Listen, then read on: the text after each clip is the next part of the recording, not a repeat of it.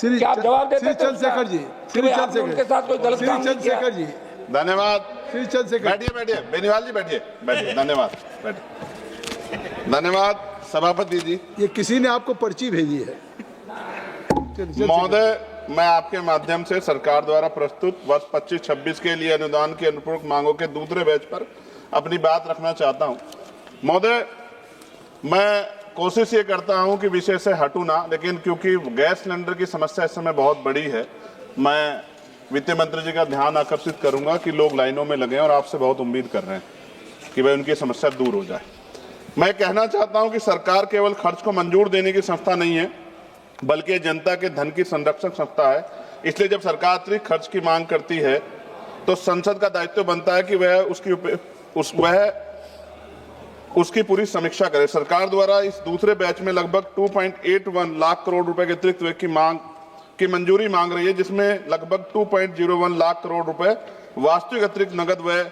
यह बहुत बड़ी राशि है और इसलिए यह जरूरी है कि हम ये देखें पैसा किसके हित में और किस दिशा में खर्च किया जा रहा है। महोदय, जब फरवरी में पूरा बजट पेश किया गया था तो इतने कम समय में इतनी बड़ी अतिरिक्त राशि की आवश्यकता क्यों पड़ गई है? यदि बार बार इतनी बड़ी अनुपूरक मांगे आती हैं तो इसका मतलब है कि बजट अनुमान और वित्तीय योजना में गंभीर कमी है। देश की जनता चाहती है कि उसका पैसा सोच समझकर और योजनाबद्ध तरीके से खर्च। महोदय, इस अनुपूरक बजट में उर्वरक सब्सिडी के लिए लगभग 15,000 करोड़ का अतिरिक्त प्रावधान किया गया। किसान पहले ही महंगी खाद, महंगे बीज और महंगे डीजल की समस्या जूझ रहा है। सरकार को स्पष्ट करना चाहिए कि उसकी नीतियां किसानों को राहत देने के लिए या केवल आंकड़ों को संतुलित करने के लिए। महोदय, मैं विशेष रूप से सदन के माध्यम से अनुसूचित जाति, अनुसूचित जनजाति, अन्य पिछड़ा वर्ग के सवाल को उठाना चाहता हूं। भारत का संविधान हमें सिखाता है कि विकास तभी सार्थक होगा जब समाज के सबसे कमजोर व्यक्ति को उसका लाभ पहुंचे, लेकिन वास्तविकता यह है कि अभी आज भी दलितों के साथ सामाजिक भेदभाव का उनको सामना करना पड़ता है। आदिवासी क्षेत्रों में विकास की गति बहुत धीमी है। ओबीसी समाज को शिक्षा और रोजगार में पर्याप्त अवसर नहीं मिल रहे, इसलिए मैं सरकार से कुछ स्पष्ट मांगे सदन के माध्यम रखना चाहता हूं। मैं सरकार से मांग करता हूं कि अनुसूचित जाति और अनुसूचित जनजाति के लिए जो SC, ST और TSP का बजट प्रावधान है, उन्हें वास्तविक आबादी के अनुपात में बढ़ाया जाए और यह सुनिश्चित किया जाए कि वह राशि किसी अन्य मद में ट्रांसफर ना हो। दूसरा, देश के दलित, आदिवासी और पिछड़े वर्ग के युवाओं के लिए विशेष छात्रवृत्ति और कौशल विकास कार्यक्रम चलाए जाएं ताकि उन्हें शिक्षा और रोजगार के बेहतर अवसर मिल सके। साथ साथ सरकारी नौकरियों में आरक्षण में जो रिक्त पद हैं उनको तुरंत भरा जाए। देश में लाखों पद ऐसे हैं जो वर्षों से खाली पड़े हैं। ये संविधान की भावना के खिलाफ है। और चौथी मांग ये है, आदिवासी क्षेत्रों में स्वास्थ्य, शिक्षा और सड़क जैसी बुनियादी सुविधाओं के लिए विशेष पैकेज दिया जाए। महोदय, संविधान में हमें 3 मूलभूत सिद्धांत दिए: समानता, न्याय और अवसर की समानता।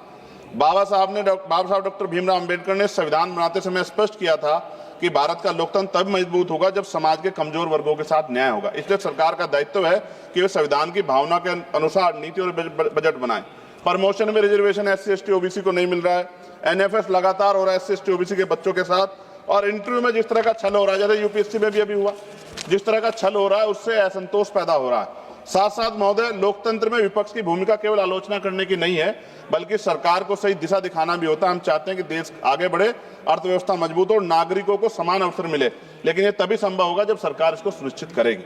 बजट पारदर्शी हो, खर्च जवाबदेह और विकास समावेशी हो।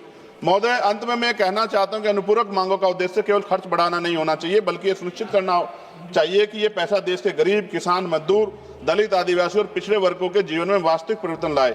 यदि सरकार संविधान की भावना के अनुरूप सामाजिक न्याय के केंद्र में रखकर निर्णय लेती है तो निश्चित रूप से देश का विकास अधिक संतुलित और न्यायपूर्ण होगा। और अंत में सर, नगीना लोकसभा से मैं चुन के आया, मैं धन्यवाद देता हूं अपने लोकसभा के वोटर्स का सभी। महोदय, पिछली सरकारों ने भी नगीना को इग्नोर कर दिया क्योंकि वो बिल्कुल पिछड़े क्षेत्र से आता है। और अंत में एक आखिरी वो कर रहा हूं सर, और ये सरकार भी सर नगीना से दोहरा व्यवहार कर रही है। महोदय, हमारे यहाँ रोजगार की समस्या, पलायन करना पड़ता है, कोई मुंबई जाता है, कोई हैदराबाद जाता है, कोई दिल्ली आता है, और मेडिकल सुविधाएं बिल्कुल नहीं। मैंने पिछली बार भी वित्त मंत्री से मांग की कि एम्स बन जाए हमारे यहाँ। अपने जो स्वास्थ्य मंत्री उनसे मांग के सर विस्तार में कभी अगर जाके देखें, मैं आग्रह करूंगा, निमंत्रण भी दे रहा हूं कि आप कभी आइए नगीना, आपको देख के ऐसा लगेगा कि उससे इतना बड़ा छल हुआ है कि वहां की जनता को जानवर माना गया। इसलिए मैं आपसे वहां का प्रतिनिधि होते के नाते कहना चाहता हूं कि वहां अगर आदमी, चेयरमैन सर, अगर आदमी बीमार हो जाए, उसको इमरजेंसी पड़ जाए तो इतना हॉस्पिटल जाएगा, इतना मर जाता है, लोग तड़पते हैं। इसलिए मैं आपसे आग्रह कर रहा हूं। और मैडम, ये मेरा नहीं है, अपना नहीं है, ये हमें तो यहाँ एम्स में मिल जाएगा, लेकिन आपकी बात उनको आगे इलाज से मिले, इसलिए आपसे कह रहा हूँ कि धन्यवाद। नगीना के लोगों के बाद सोचा जाए, हमारे रोजगार की व्यवस्था हो जाए, उद्योग क्षेत्र लग जाए, तो लोगों वहां के बच्चों को रोजगार मिलेगा और वो आपको धन्यवाद दें। धन्यवाद सर। जय भीम, जय भारत। सभा की कार्रवाई शुक्रवार 13 मार्च 2026 को प्रातः 11 बजे तक के लिए स्थगित किया जाता है। Thank you.